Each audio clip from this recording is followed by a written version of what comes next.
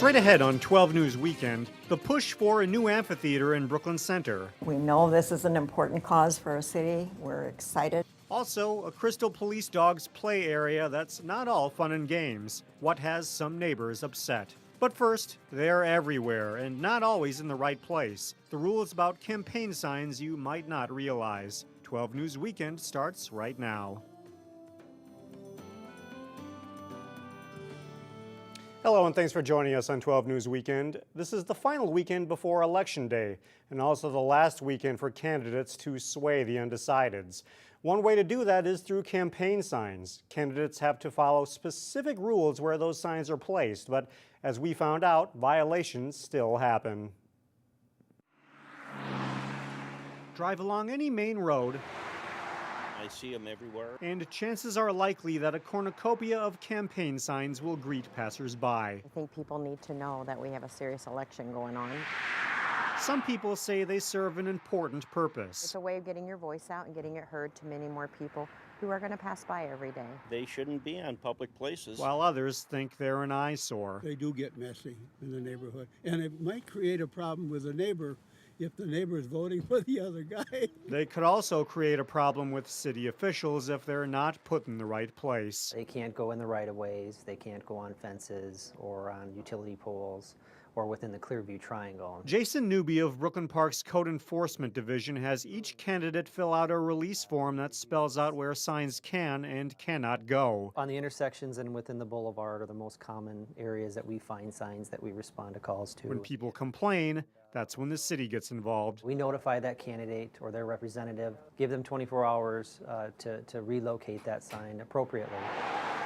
If they don't respond, the city picks them up. The signs behind me are one example of a violation. They're placed in what's called the Clearview Triangle, and there's a reason city officials don't want them there. When they're within the boulevard or on the intersection, somebody that may be turning at that intersection may have an obstructed view, and we want to prevent that from happening. And if you're not sure where to put them, find out. Connie Dewhurst volunteers with political campaigns, and she says people should know better about placing signs where they shouldn't. I would hope they would know the laws, and I think we need to abide by the laws because signs can cause issues at corners.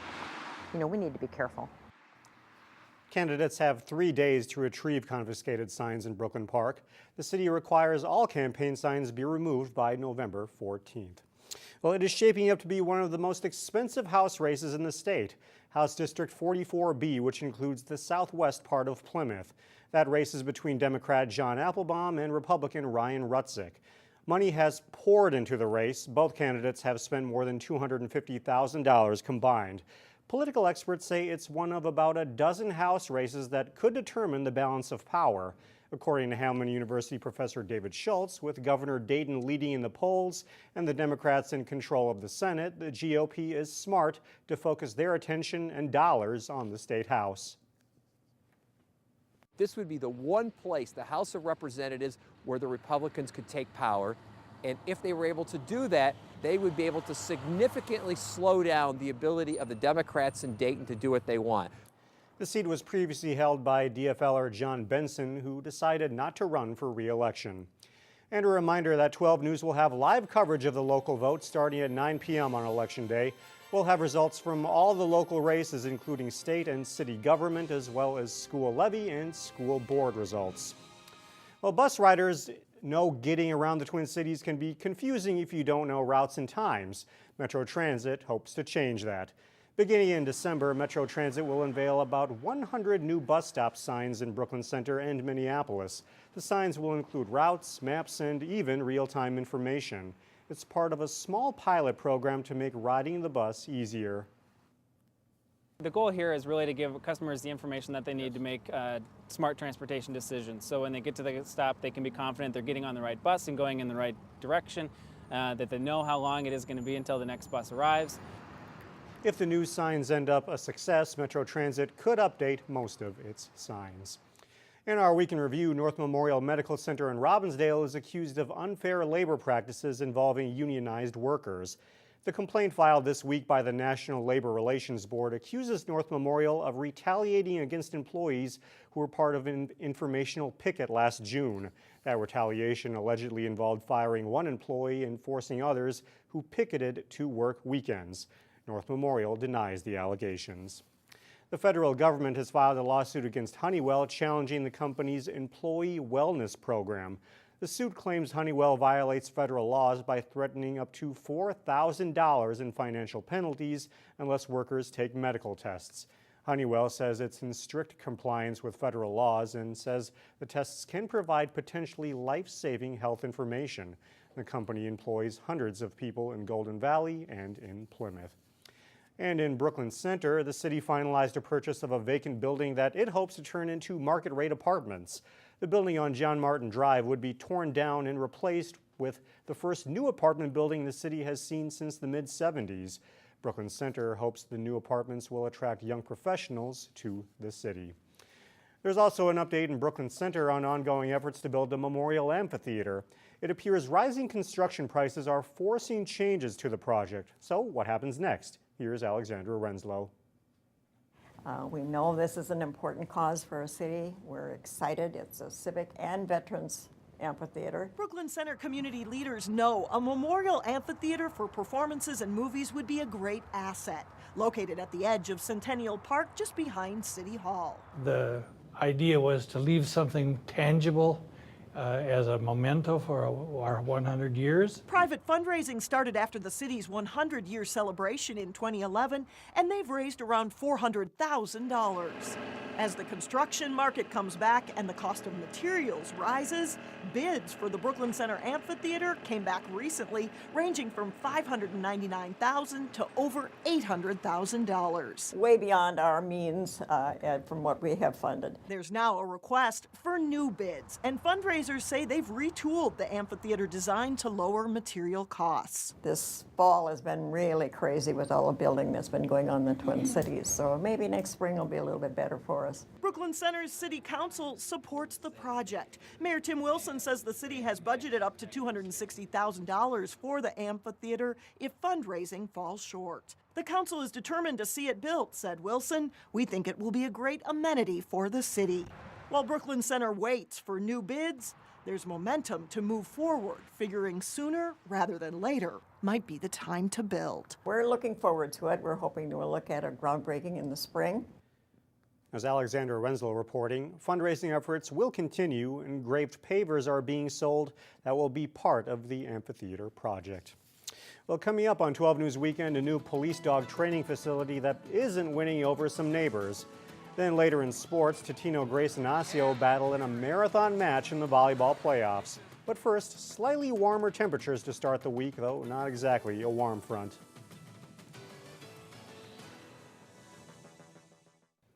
Welcome back. There's a new training facility to help train local police canines. It's at a park near 41st and Brunswick Avenue in Crystal. Sonia Goins shows us how it's helping to keep the top dogs in tip-top shape. Hey, buddy. Rocco is the Crystal Police Department's first canine officer. Good boy. His partner, Officer Jeff Cusick, says Rocco loves his new playground. He's super excited to be doing these things. The once vacant field is now home to jumping ramps and other obstacles. While Rocco thinks this is all fun and games, this is real work. Everything that we do out here for trials is equivalent to things that are going to be relevant to use into the street later. Rocco also puts his nose to the test. If somebody has, say, a set of keys or a weapon, something like that that's tossed into the field, we can send our dog in there and they can actually locate that based on the human scent. Officer Cusick says this training facility will help Rocco to continue to be a top dog. It allows us to train our dogs. Each year we have a certification process that we have to go through to recertify our dogs, make sure they're still up to par to work on the street. But not everyone is in a playful mood when it comes to the new play park. And it was a nice mowed green space, all taken care of. And then you come home now and it looks like a prison yard. But the city of Crystal says they didn't put this fence up. The federal government did. Now the park sits up on the city's backup water system. So for security reasons, the federal government says this whole area had to be fenced in. Obviously you can see it, it's not very pretty. This was actually a FEMA requirement. But overall, city officials say they've received positive feedback on the new park. Most people are pretty happy with it. They like to see that the canines out here. They like to see the extra police presence. In Crystal, Sonia Goins, 12 News. The park cost around $5,000 and it was paid for through donations and fundraising efforts. Well, still ahead, why this was a special Halloween for craft beer lovers. Then highlights from state tournament appearances for 3 local soccer teams. That's coming up in sports with Jay Wilcox. Welcome back. Jay Wilcox joins us now with sports and that exciting time of year, playoff time for local high schools. Yeah, that's for sure. When you know that your season's going to end if you lose, boy, it puts a lot more drama into things. And this first story, definitely a lot of drama in there, Jim there. The Osseo and Totino Grace volleyball teams played a 5-set thriller early in the regular season. Their Section 5 3A semifinal was just as good or better. The Orioles and Eagles meeting at Champlin Park. After trailing for much of the first set, Osseo takes over late. Hannah Pekarik with the kill here as the Orioles win at 25-22. But Kayla Cole and the Eagles return the favor in set 2. Izzy Summers gets the kill from the right side as Grace pulls out a wild 27-25 win to even things up. Shia Sanders gets a big block for Osseo as they pull out a 25-23 victory in the third set to go up 2-1. The fourth set is the only one lacking drama. Brooke Sherman wipes it off the block as Grace wins it to force a 5th set. And that one turns into a heartbreaker for Bill Kwan and the Orioles. They lead 9-2, only to see Totino Grace rally for a big 15-12 win as they eliminate the Orioles in 5. In the second match, top seed Champlin Park facing number 5 seed Blaine. The Bengals' Laura Snyder goes cross court with the hit here to give Blaine a 5-4 lead in the opening set. Janae Alderson takes the set from Sydney Hilly and delivers a kill here to put the Rebels up 1. Champlin Park outscores Blaine 15-4 to close the set, including a kill here for Maria Claflin. The Rebels win 25-17. Late in the second set, and Hilly comes through. Her kill gets Champlin Park to within a point. But Blaine pulls this one out. Taylor Morgan with a big swing for the kill, and the Bengals win 25-17 to even the match up at 1-1. With the Rebels up 24-22 in the third, junior Hannah Krimble with a big block for the final point. The Rebels win 25-22. Hilly leads the Rebels with 27 kills as Champlin Park takes the fourth set 25-23. They win the match 3-1. Champlin Park and Totino Grace now meet in the Section 5 final for a spot in the state tournament Saturday night at Anoka. Park Center and Wayzata are also in their section finals on Saturday. The Wayzata boys soccer team took aim at the state class AA title Thursday. The Trojans and Anoka squaring off in a rematch of the 2007 title game. Free kick for David Elmer, and it bounces to the foot of Arthur Perrins, and he drills it home for a 1-0 Trojans lead. A few minutes later, Anoka looks for the equalizer, but Troy Lawaji with a nice save here for Wayzata. To the second half, still 1-0 until Anoka's free kick gets loose in the box and Joshua Dobler knocks it in, and we are tied up at 1-1. And this one comes down to a shootout. Wayzata's Jared Stout puts his shot off the crossbar, and that opens the door for the Tornadoes. Michael Talbot converts for the decisive goal here. Anoka is the Class AA state champion. And Anoka advanced by beating the other local entrant, Maple Grove, in the semis. First half, the Tornadoes with a free kick from just outside the box. Connor Hodala scores for a 1-0 lead. The second half, the Crimson look for the equalizer. Trevor Gift with a high ball in the middle. Ben Zaver's header finds its way in, and that evens it at 1-1. We go into the second overtime. Anoka's Felipe Genshi sneaks between the Maple Grove defenders, and he gets the game winner. Maple Grove loses for the first time in this one. They also fell in the third place game. Park Center's girls ran into a tough opponent in the Class A semifinals. The Pirates meeting Orono first half, and Park Center with a corner kick. The ball bounces right to Molly Monson, but her shot goes over the top of the net, and the game stays tied up at 0s. Orono gets on the board, though. Pirates keeper Emily Nelson tries to clear it, but instead knocks it in off the head of Orono's Carly Hewitt, giving the Spartans a 1-0 lead. 4.5 minutes later, Orono adds to its lead. Sophie Babo drives it home, and the Spartans go up 2-0. Midway through the second, Babo strikes again, a rocket from just outside the box. Orono goes up 3-0. Park Center's quest for a state title ends with a 4-0 loss to Orono. The Pirates bounce back in the third place game, though, shutting out Hill Murray by a 2-0 score. So soccer in the books. First year at St. Cloud State, it was a lot of fun. Looked cold, though, too. Yeah, I was getting there, and there's no doubt. Right, thanks, Jay. You bet. Yep. Well, still ahead, a demand for darkness, the Halloween story that either made craft beer lovers happy or made them scream. We'll be right back.